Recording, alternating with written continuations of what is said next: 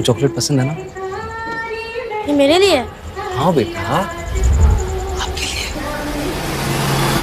तो दोस्तों आज हम एक्सप्लेन करने वाले हैं सेक्टर 36 मूवी को, जो कि नेटफ्लिक्स में आया है और मैं दावे के साथ बोल सकता हूँ ऐसा मूवी अपने पहले देखा नहीं होगा। आपको थ्रिल पूरे मूवी के एक्सप्लेनेशन में फील होगा। तो हम लोग ज्यादा टाइम वेस्ट नहीं करेंगे, एक्सप्लेनेशन को चलिए शुरू करते हैं। मूवी के शुरुआत में हम प्रेम को देखते हैं, जो कि सब बनेगा करोड़पति करके एक टीवी शो देख रहा होता है। प्रेम एक बड़े से बंगलो के एक सोफे पे बैठ के ये शो देख रहा होता है और उसने एक बहुत महंगा ग्राउंड भी पहना हुआ है। और इसी के साथ हम देखते हैं कि एक कंटेस्टेंट गलत जवाब देता है। प्रेम उसको गाली दे के बोलता है ऑप्शन 4 होगा ये दिमाग से बहुत ही तेज होता है। तभी हम देखते हैं कि उसकी पत्नी कॉल करती है। उसके पास एक छोटा मोबाइल फोन होता है, वो अपने गाँव में कॉल करता है और देहाती लैंग्वेज में बात करता है। और तभी उसके हाथ में एक शराब का गिलास होता है और कुछ मीट वो खा रहा था जिसके बड़े बड़े हड्डियां होते हैं। उसको वो बेसिन में रख के साफ कर रहा होता है और अपने पत्नी से प्यार भरी बातें कर रहा होता है और ये बोलता है पैसे मैंने भिजवा दिए, तुमको मिल जाएगा। और ये भी बोलता है तो चिंता मत कर, मैं कुछ दिनों बाद गाँव आ जाऊंगा, फिर से बच्चा करेंगे। तभी वो बोलता है मुझे कुछ टाइम दे, मुझे काम याद आ गया, तुझे मैं बाद में कॉल करता हूँ। फिर हम देखते हैं कि प्रेम अपने रेडियो में एक गाना चलाता है, दिल महका रे महका इस शराब। ये गाना चलाने के बाद वो शराब के नशे में थोड़ा झूमता है। झूमने के बाद वो छत पे जाता है। छत पे एक छोटा सा टॉयलेट होता है, वो उसके अंदर जाता है। सिर्फ उसने अंडरवेयर पहना हुआ था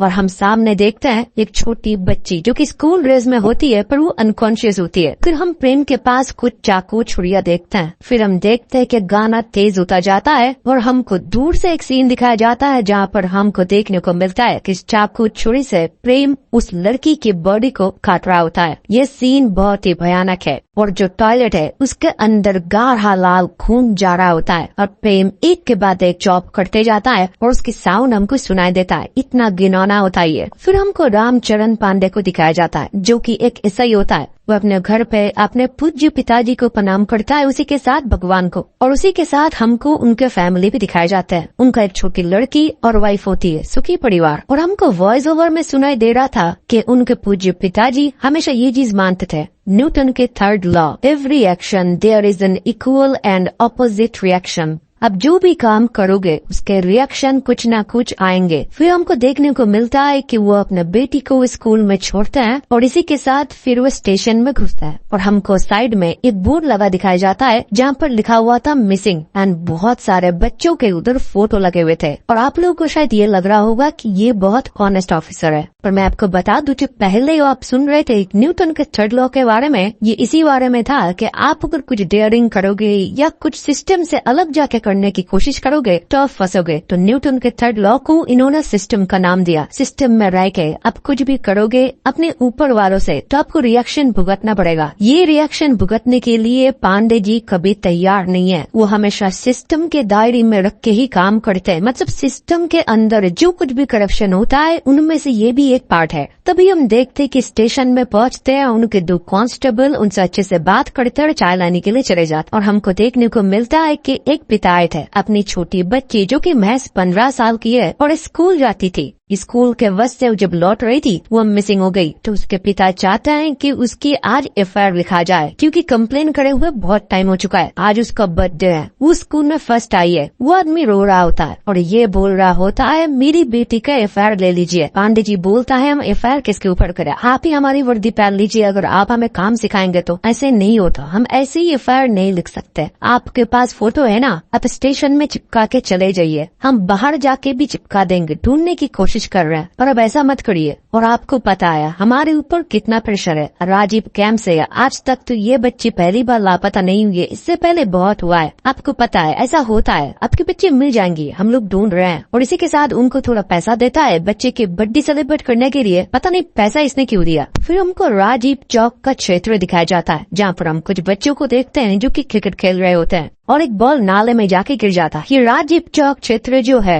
ये माइग्रेंट वर्कर एंड रिफ्यूजी के लिए, वो लोग इधर रहते हैं, इसलिए न इधर कुछ साफ सफाई होता है ना कुछ। इसके बाद वाला क्षेत्र है सेक्टर 36 जो कि बहुत ही पॉश एरिया है। उनके बिल्डिंग से कचरे राजीव चौक के पीछे ही फेंका जाता है। तभी हम देखते हैं अली जो बच्चा बॉल लाने के लिए गया था, उसको बॉल के साथ उधर एक इंसानी हाथ मिलता है। फिर हम देखते हैं कि उधर पुलिस आते हैं। पुलिस आने के बाद 2 कांस्टेबल जो थे वो लोग एक दूसरे के साथ बात कर रहे होते हैं कि एक लंगूर का हाथ है, एक बोल रहा था ये एक बंदर का हाथ है, और दोनों एक दूसरे के साथ डिबेट कर रहे थे। पर पांडे को सब कुछ पता था कि ये एक इंसानियत है, पर चीजों को कैसे वो हैंडल करता है आप लोग देखिए। वो बोल रहा था कि तुमने एक अच्छा काम किया है, पुलिस की मदद तुमने किया है, और उसको जेब से 100 की एक हरी पत्ती निकाल के हाथ में दे देता है और बोलता है कि सारे लोग इसके लिए तालियां मारो, और सारे लोग तालियां भी मारते हैं, और इसी के साथ केस रफा दफा हो जाता है। मतलब इसको बंदर की या लंगूर की हाथ बोल के ये लोग चला देंगे। फिर हमको ऊपर एक बिल्डिंग दिखाया जाता है जिसका एक कांच टूटा होता है। पांडे उधर देखता है और लगता है कोई तो उधर बैठा हुआ है, उधर और कोई नहीं, उधर प्रेम बैठा हुआ होता है। वो ऊपर से होता हुआ सारा तमाशा देख रहा होता है। फिर एक कांस्टेबल बताता है कि ये बस्ती साफ का घर है, जो कि एक बड़े बिजनेसमैन है। असलियत में प्रेम उन्हीं के घर में काम किया करता है। जब वो बिजनेस ट्रिप में होते हैं या घर में नहीं होते, वो उन्हीं के कपड़े पहन के काउच पे बैठ के टीवी वगैरह देखा करता है। ये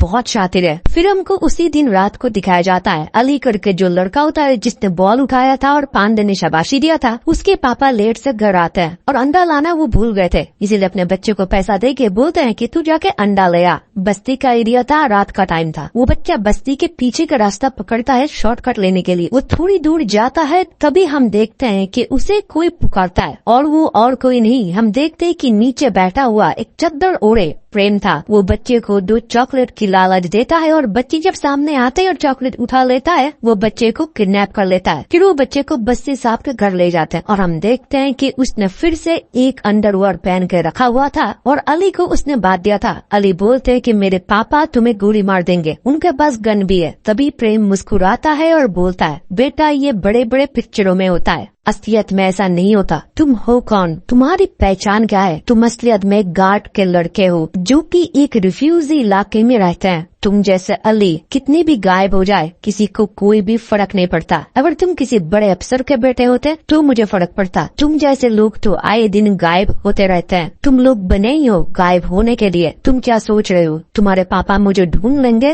वो 2 दिन रोएंगे, 5 दिन रोएंगे, फिर वो तुम्हारे माँ के ऊपर चढ़ेंगे, फिर से एक नया अली पैदा होगा। वो धीरे धीरे सब कुछ भूल जाएंगे, और जो अली 2 पैदा हुआ ना, वो जब बड़ा होगा वो और बच्चे पैदा करेगा। सिर्फ तुम्हारी एक फोटो दीवार पे टनी रही होगी, और कुछ दिनों बाद वो अटैच से टेबल से इधर उधर से गायब हो जाएगा। तुम बिल्कुल गायब हो जाओगे, मतलब तुम थे ही नहीं कभी इस दुनिया पे। इतना है तुम्हारा वैल्यू। पर बातें करते करते उसका रस्सी खोल देता है। बोलता इससे पहले अली तुम्हारा बहुत काम है, मैं तुमको अच्छे से प्यार करूंगा। और वो बच्चा जब छटपटाता है उसको दीवार पे दे मारता है, और वो बच्चा बेहोश हो जाता है। फिर हमको दिखाया जाता है चंबा 1983, जहाँ पर हम एक छोटे बच्चे को डरे सहमे कोने में बैठे रहते हुए देखते हैं। उसका मामा आता है और उसे खाना खिलाने की कोशिश करता है। वो बच्चा उसके मामा को देख के ही पसीना पसीना हो रहा था। वो बहुत ही डर रहा होता है, पर उसका मामा मानो उसे गलत तरीके से छू रहा होता है, और ये बोलता है कल तेरे लिए मैं मटन बना दूंगा, तू चिंता मत कर। उस बच्चे की मामा का एक मटन शॉप होता है, और ये बच्चा भी इस दुकान पे काम कर रहा होता है। मटन बेचने के बाद जब दुकान का शटर बंद होता है, उसका मामा बोलता है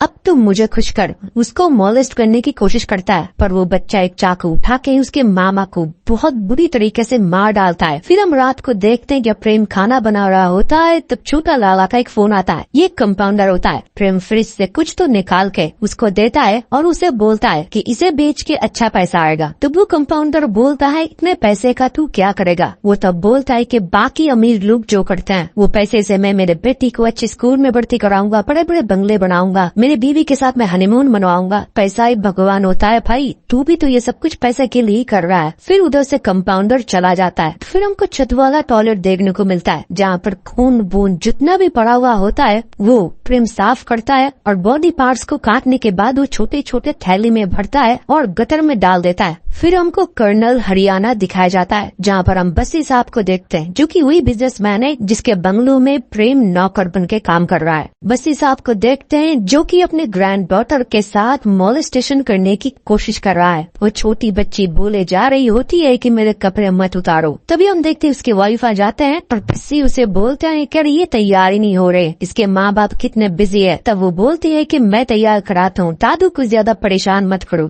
वो तो तुम्हें कपड़े ही पहना रहे थे। फिर हम देखते हैं वो नीचे आते हैं और पूरे फैमिली के साथ उस बच्चे की बर्थडे सेलिब्रेट करते हैं, मानो उसने कुछ किया ही नहीं है, वो ऐसे प्रिटेंड कर रहा था। तभी उसे कॉल आता है। कॉल पे बात करते करते वो एक लड़की को देखता है। लड़की को देखने के बाद मानो उसके अंदर हवस जग उठता है। वो किसी को तो फोन में बोल रहा होता है जुमकी को कल शाम के लिए रेडी रखना, मैं पहुंचता हूँ। दूसरी जगह हम जुमकी को देखते हैं जो कि दुर्गोत्सव में जाने के लिए साड़ी वगैरह पहन रही होती है और अपनी मम्मी पापा को दिखा रही होती है। फिर पूरे परिवार के साथ वो पूजा पंडाल में जाते हैं और एक साथ दुर्गा पूजा को सेलिब्रेट करते हैं। तभी हम देखते हैं कि जुमकी के पास किसी का कॉल आता है। वो पूजा पंडाल से बाहर आती है और फोन में बात करने के लिए लग जाती है। और दूसरी जगह हम दशहरा के फंक्शन को देखते हैं जहाँ पर पांडे और उनकी मंडली मतलब 2 कांस्टेबल लोग भी रामलीला करने के लिए अच्छे से सज धज के आए थे। वो लोग भी प्रोग्राम कर रहे थे और इस फंक्शन में पांडे की वाइफ और बेटी भी आई हुई होती है। फिर हम देखते हैं कि एक प्रोग्राम खत्म होने के बाद जब वो लोग तजव वगैरह करने के लिए टेंट में गए होते हैं तभी हम देखते हैं कि जुमकी के पिताजी आते हैं पांडे के पास और बोलते हैं कि कितने टाइम से मैंने कंप्लेन दिखा के रखे हैं, अब आपको एफआईआर करना पड़ेगा।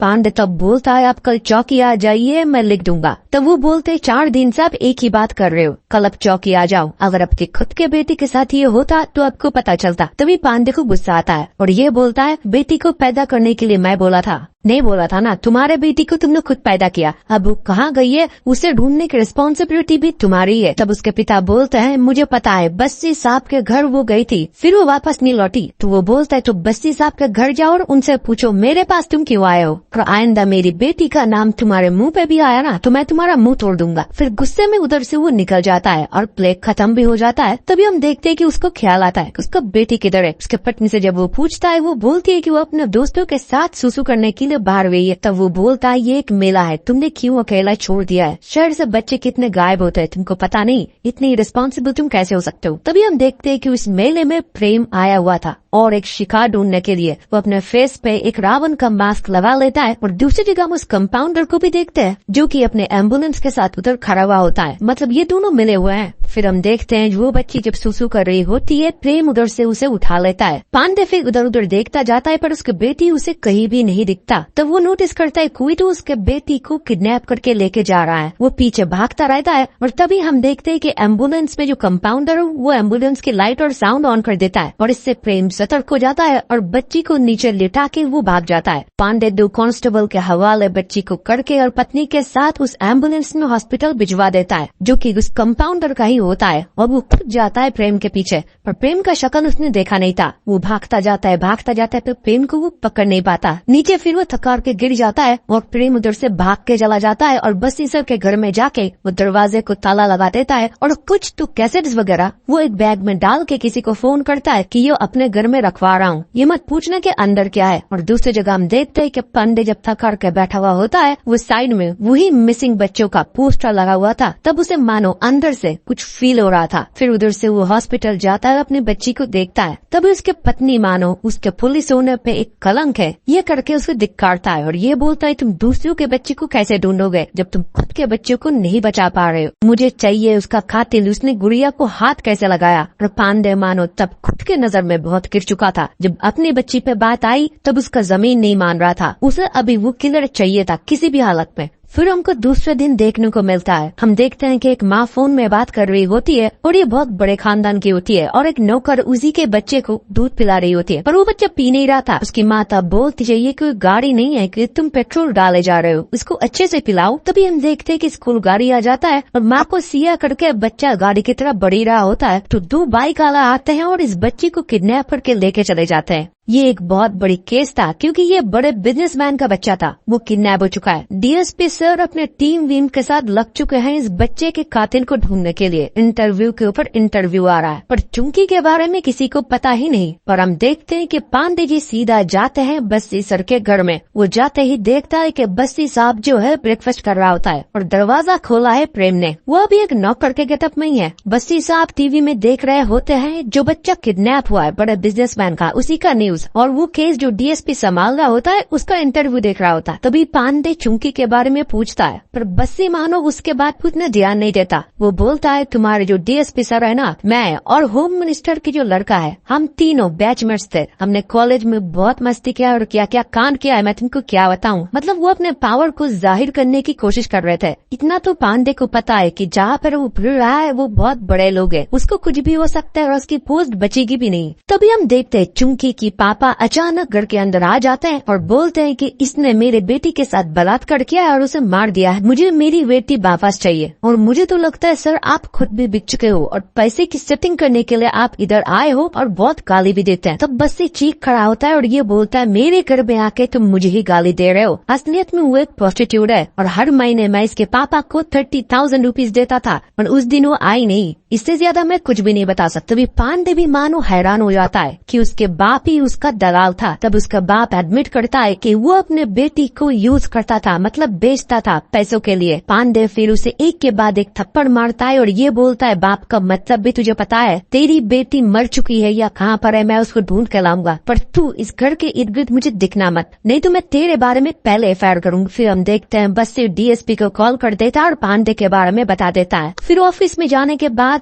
पांडे को फटकार लगता है, यहाँ पर डीएसपी बोल देता है इस बड़े केस में मेरी मदद करो, तो तुम्हारी प्रमोशन भी होगा, कुछ न कुछ तुम जरूर बनोगे, बट तुम अगर इस चुमकी इस प्रोस्टिट्यूट के बारे में खोजबीन करोगे वो भी बस्सी के साथ, तो तुम्हारे करियर में मुश्किल आएंगे। और तुम तो इससे पहले बहुत अच्छे पुलिस ऑफिसर हुआ करते थे। आप लोग समझे नहीं, अच्छे का मतलब ये होता है कि करप्टेड सिस्टम में रह के काम करने वाला। पर पांडे रुकता नहीं है। चुमकी के बाप से उसे पता चलता है कि एक रिक्शा ड्राइवर होता है जो कि चुमकी को बस्सी के घर तक हमेशा छोड़ के आता था, उसी को पुलिस स्टेशन में बिठा के रखा था और उसी के पास से चुमकी का फोन मिला था। और उसको इंट्रोगेशन करने के बाद पता चलता है कि प्रेम ने उसे वो फोन दिया था और ये बोला था इस फोन को नाले में फेंक देना, पर है तो ये रिक्शा ड्राइवर ना, उसने फोन की कीमत पता थी तो और वो फोन खुद के पास रख दिया। तभी पांडे का पूरा शक जाता है प्रेम के ऊपर। रिक्शा ड्राइवर जब लेने के लिए गया था वो सिर्फ ये बोलता है कि चुमकी इधर से चली गई, तुम किसी कोई अगर पूछे तो बोल देना कि उसे स्टेशन तुमने उतार दिया और ये फोन तुम फेंक देना। तो सारा शक बैठता है प्रेम के ऊपर और ये पूरा कहानी जाके वो डीएसपी को सुनाता है। डीएसपी सब कुछ सुनता है और ये बोलता है फिर से तुम बस्सी का नाम इसमें लाने की कोशिश कर रहा हो, पहले नौकर हाथ आएगा फिर मालिक हाथ आएगा। तभी वो एक एसआई को बुलाता है और बोलता है कि इसका सस्पेंशन टाइप करो और सिग्नेचर भी ले लो, कुछ दिन के लिए मैं तुमको सस्पेंड कर रहा हूँ, दिमाग में कुछ दिनों तक जोर दो और अच्छे से सोचो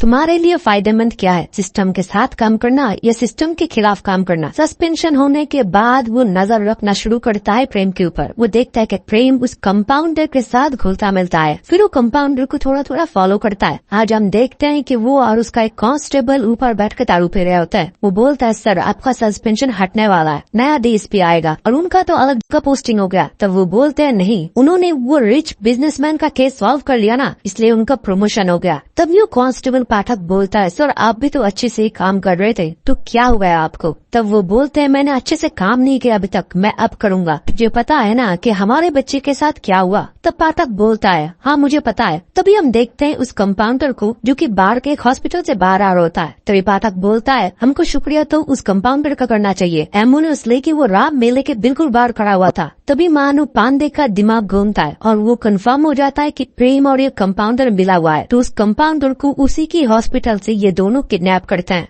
और एक खाली सुनसान जगह ले जाने के बाद उसे बहुत पीटते हैं। पीटने के बाद ये कन्फेस कर देता है कि प्रेम उसे ऑर्गन बेचा करता है और ये सब के पीछे प्रेम का हाथ। तभी हम देखते हैं कि एक नया डीएसपी आने वाला था जिसकी 8 बार पोस्टिंग हो चुका है। ये भी बहुत ऑनेस्ट पुलिस ऑफिसर है और एक पूरे फाइल और केसेस के बारे में पांडे इन डीएसपी सर के साथ बात करेंगे और ये आधे इस बात को फॉरवर्ड जरूर करेंगे। ये बात पता था पुराने डीएसपी को और ये सब कुछ वो बस्सी को बता देते हैं। पांडे और दोनों कांस्टेबल को पता था कि कंपाउंडर को कहाँ पर इन दोनों ने बंदी बना के रखा था और कंपाउंडर तैयार था गवाही देने के लिए। उस जगह हम देखते हैं पुराने डीएसपी पाठक को कॉल करता है और बोलता है कि तुमको अच्छी पोजीशन पे जाना है और उसे अपनी तरफ कर लेता है। तो उस लोकेशन की खबर पाठक उनको दे देता है। बस्सी कुछ भाड़े के गुंडे को हायर करता है कंपाउंडर को खत्म करने के लिए और एग्जैक्ट लोकेशन कंपाउंडर की बता देते हैं पाठक। तो जब तक पांडे नए डीएसपी को लेके उस जगह पहुंचे उससे पहले वो भाड़े के गुंडे उधर चले जाते हैं और कंपाउंडर को उधर से अगवा करके लेके चले जाते हैं। पाठक तो बोलते हैं मैं तो सर थोड़ा खाना खाने के लिए गया था। तब पांडे उसके ऊपर गुस्सा आ जाता है और ये बोलता है एक दिन तो अगर खाना नहीं खाएगा तू मर नहीं जाएगा। पर ये नया डीएसपी तुरंत ऑर्डर दे देता है तुम लोग प्रेम को उठाओ और उससे इन्वेस्टिगेशन करो। फिर हम देखते हैं कि प्रेम को घर से उठाया जाता है और इंटरोगेशन शुरू होता है। प्रेम मानो बिल्कुल तैयार था सब कुछ बोलने के लिए, सिर्फ वो यही बोलता है सर आप लोगों के पास सिर्फ 40 मिनट है, अगर आप नहीं बोलते तो मैं कल आ जाता हूँ, सब बनेगा करोड़पति का, मुझे एपिसोड देखना है। कल 50 लाख उसने जीत लिया है, आज अगर वो जीत जाता तो कल 1 करोड़ जीतेगा। उसको मानो एक नशा था ये शो देखने का। फिर नया डीएसपी और पांडे एक के बाद एक क्वेश्चन करना शुरू करता है। चुमकी के बारे में पहले वो पूछता है, वो बोलता है कि चुमकी को तो मैंने मार दिया है, वो मुझे एटीट्यूड दिखा रही थी, मुझे नौकर जैसा ट्रीट कर रही थी, मैं उसे पैसा दे रही थी। वो बोलती है कि इस पैसे से तू अपना ही ले ले। ये बात कौन मर्द सुन के गुस्सा नहीं जाएगा सर, आप बोलिए। और जब मैं छोटा था ना सर, मेरा मामा मेरा लेता था, इसलिए मैंने उसको मार डाला। और ये फिर से मुझे वो ट्रॉमा याद दिलाने लगी। मुझे तो बहुत गुस्सा आया, मैंने उसे मार दिया सर। उसके चुन्नी से उसका गला घोट दिया। बस्सी साहब तब घर में नहीं थे, मैंने उसे बुलाया था, मेरा करने का मन कर रहा था ना सर। पांडे फिर बोलता है, फिर उसका ऑर्गन तुमने कंपाउंडर को बेच दिया। वो तब बोलता है, नहीं मैं तो उससे प्यार करता था ना सर, मैं उसका ऑर्गन नहीं बेचा, सिर्फ काट के फेंक दिया। और कैसे फेंका अब पूछेंगे तो ऐसे किसी के लाश को नहीं फेंकते सर, उसको मैंने कुछ टंकी में डाला जिसको कीड़े 6 महीने में चाट कर जाएंगे। फिर उसके सर के बाल अलग अलग तरीके से उसने मारने का मेथड बताया जो सुन के आपके रूह कांप जाएंगे। मैं सिर्फ सर बच्चों को मारता हूँ और मेरी ना एक गलत आदत है सर। आप लोग मीट खाते हैं ना, मैं भी मीट खाता हूँ। पहले मैंने मेरे मामा का लिवर खाया, तब से मुझे इंसानी मांस का थोड़ा डर लग गया। फिर मैं क्या करूँ, 2 साल तक सर मैंने कोई इंसानी मांस को छुआ नहीं। फिर बाद में मेरा वो लत ना ट्रिगर बन गया, मैंने एक को मारा, उनका मांस खाया, फिर दूसरे की लत लगी। ऐसे ऐसे आज तक मैंने 24 बच्चों को तो सर मार ही दिया है, उससे ज्यादा सर मुझे पता नहीं। और ये बच्चे है कौन सर, किसी को कोई फर्क पड़ता है? आज तक कोई फर्क पड़ा? देखा ना सर, कुछ दिन पहले एक अमीर लड़के का बच्चा खो गया, तुरंत उसको पुलिस मिल गया, हम उसको उठाते ही नहीं सर। और अब खुद बोलिए सर, ये बच्चे जो बस्ती में रहते हैं ये बड़े होकर डॉक्टर इंजीनियर ऑफिसर बनेंगे थोड़ी, काम करेंगे, सपने देखेंगे, किसी ब्रिज के तले पड़ के मर जाएंगे। इससे अच्छा मेरी लत पूरी कर दी इन्होंने। ये बोलने के बाद वो ये बोलता है, सर सिर्फ 10 मिनट बचे हुए हैं, शुरू होगा सब शो, मुझे छोड़ दीजिए ना, कल मैं फिर आ जाऊंगा। तब पांडे बोलता है, इन सब के बीच बस्ती का कितना हाथ है, वो भी तेरे साथ मिला हुआ है ना। इस बात पे मानो वो चुप्पी साधा रहता है और बोलता है नेक्स्ट क्वेश्चन। तब हम देखते हैं कि इसको जेल में डाल दिया जाता है और ये चीखता रहता है कि सर शो शुरू होने वाला है, मुझे प्लीज छोड़ दीजिए। फिर पांडे थोड़ा टीवी का वॉल्यूम बढ़ा देता है और जेल में बैठ के ही वो टीवी का प्रोग्राम सुन रहा होता है और मन ही मन खुश हो रहा था। ये टोटल साइको है। फिर अगले दिन उसे बस्सी के घर में ले जाया गया और उधर से बॉडी को रेस्क्यू करा गया। छोटे छोटे बच्चों के स्केलेटन, हड्डी वगैरह मिलने लगे। ये देखने के बाद पूरी देश की मीडिया मानो केस के बारे में बात करने लगे, इतना हैवान कोई कैसे हो सकता है। फिर हमको देखने को मिलता है जो नया डीएसपी है उसका भी प्रमोशन हो जाता है। फिर हम बस्सी को देखते हैं, उसे भी हिरासत में लिया जाता है, पर उस केस को लीड कर रहा होता है उसका भी एक हायर अथॉरिटी का ऑफिसर जो कि पुराना डीएसपी होता है, मतलब बस्सी का दोस्त। और वो दोनों ऐसे प्रिटेंड करते हैं कि एक दूसरे को जानते नहीं। और फिर हमको दिखाया जाता है कि टीवी में ये न्यूज आ रहा होता है कि पूरा जो क्राइम किया है ये प्रेम ने किया है। बस्सी तो बिजनेस टूर के लिए अलग अलग स्टेट में रहा करते हैं, उसको इस बारे में कुछ भी नहीं पता। फिर हम देखते हैं ये सब कुछ सुनने के बाद प्रेम से मिलने के लिए पांडे जाता है। तो पांडे को जाने के बाद ये बोलता है, जिसको तू बचा रहा होता है तो उसने तेरे ऊपर ही सारा दोष डाल दिया और तूने इतने टाइम से ऑर्गन बेच के जितना पैसा कमाया है ना, कंपाउंडर को किसी ने अगवा कर लिया, अभी तक हो सकता है वो मर भी चुका होगा, तेरे घर तक पैसे नहीं पहुँचे। ये बात सुनने के बाद मानो प्रेम बौखला गया। पांडे उसे भरोसा देता है, अकेले तू नहीं, वो भी फंसेगा जो तेरे साथ होता है, और मैं ये कोशिश करूंगा कि तेरे फैमिली की मैं ख्याल रखूं। तब वो बताता है उसे अपने घर का एड्रेस। फिर हम देखते हैं कि पांडे बस पकड़ता है और पाठक से छोड़ने के लिए गया था और ये बोलता है, सर आप क्यों इस दलदल में घुस रहे हो? तो पांडे बोलता है, मुझे घुसना पड़ेगा, तुम हो ना मेरा दोस्त और मेरे बाद मेरे फैमिली को संभालोगे अगर कुछ हो जाता है तो। और उसे ही नहीं पता कि पाठक ने उसको कितनी बड़ी धोखा दिया है। फिर हम देखते हैं कि वो जाता है प्रेम के घर। प्रेम के घर में जाने के बाद प्रेम ने उसे बताया था कि एक बैग में सीडी होगा, जो सीडी आप प्ले करना आपको सब पता चल जाएगा। पांडे अपने साथ एक लैपटॉप भी लेके गया था। उस सीडी को प्ले करने के बाद मानो उसके अंदर से रूह कांप जाती है। उस सीडी में हम देखते हैं कि बस्सी उस बच्चों के साथ मॉलेस्टेशन करता है और उस सब की वीडियो बनाता था प्रेम। मतलब जिस 24 बच्चों को प्रेम ने मारा था उससे पहले बस्सी ने उन लोगों के साथ दुष्कर्म किया था। और ये सारे फुटेजेस एविडेंस देखने के बाद मानो पांडे बिल्कुल स्टेबल नहीं था। फिर वो सारा प्रूफ वगैरह लेने के बाद रास्ते में खड़ा हुआ होता है लिफ्ट के लिए, पर बस वगैरह उसे कुछ भी नहीं मिल रहा था। तभी 2 घंटे के बाद एक स्कॉर्पियो गाड़ी को देखते हैं जो कि रास्ते से गुजर रहा होता है और पांडे उनसे लिफ्ट मांगता है। उस गाड़ी के लोग उसे लिफ्ट भी दे देते हैं और थोड़ी देर बाद हमको पता चलता है ये लोग और कोई नहीं, ये लोग वही भाड़े के गुंडे होते हैं जिन लोगों ने कंपाउंडर को मारा था। तो ये लोग गाड़ी के अंदर पांडे को भी खत्म कर देते हैं और उस सीडी को डिस्ट्रॉय भी कर देते हैं। फिर हम कुछ टाइम बाद देखते हैं कि मिसिंग पोस्टर लग जाता है पुलिस स्टेशन में पांडे का, और पाठक वो बन गया है नया एसआई। और मूवी के शुरुआत में न्यूटन की थर्ड लॉ की बात हो रहा था, every action there is an equal and opposite reaction. System में रह के अगर उसको छेड़खानी करोगे या उसके विपक्ष जाओगे, आप कुचल दिया जाओगे। फिल्म को कुछ टाइम बाद दिखाया जाता है कि और एक कांस्टेबल पेपर पढ़ रहा होता है जहाँ पर पांडे के मिसिंग केस के बारे में फोटो लगा हुआ होता है। फिर उसका दरवाजे पे दस्तक होता है और उसके घर के सामने ठीक एक छोटा सा पैकेट पड़ा हुआ होता है। उस पैकेट को जब वो ओपन करता है उसमें वही सीडी के कैसेट्स थे जिसके वीडियो की पांडे ने देखा था, मतलब बस्सी के वीडियो जो इस बच्चे के साथ वो मोलेस्टेशन करता था। और इसी के साथ सेक्टर 36 के एक्सप्लोइटेशन खत्म होता है।